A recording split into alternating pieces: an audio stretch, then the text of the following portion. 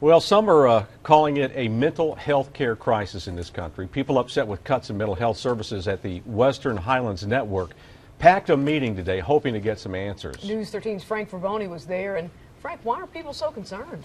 The state legislature has changed the way the Western Highlands Network receives and spends its state and federal funds. Consumers and providers say that has led to serious cuts in mental health services. We're at the tipping point.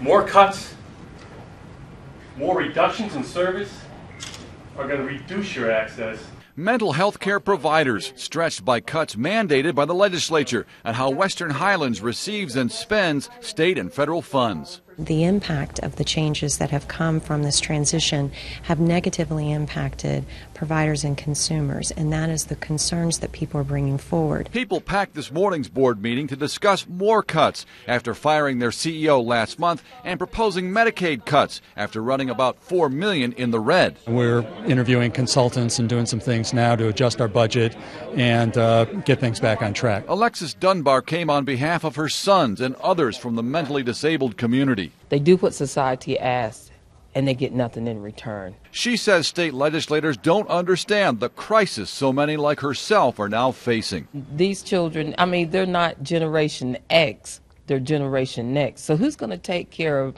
me as I get older? You know, I worry for their safety. I worry about the economy.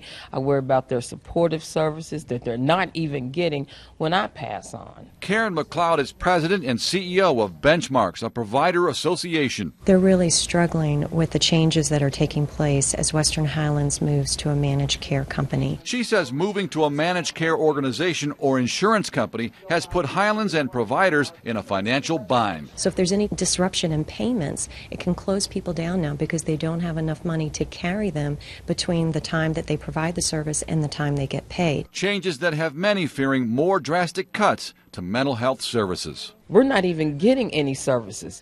Nothing. We have been on a waiting list. Why are you on a waiting list? We have been on a waiting list for 11 years. After hearing public comment and reviewing suggestions, the Western Highlands Board considered a range of cuts. One plan calls for cutting millions in spending while reducing reimbursements to 26 mental health providers for everything from substance abuse to case management.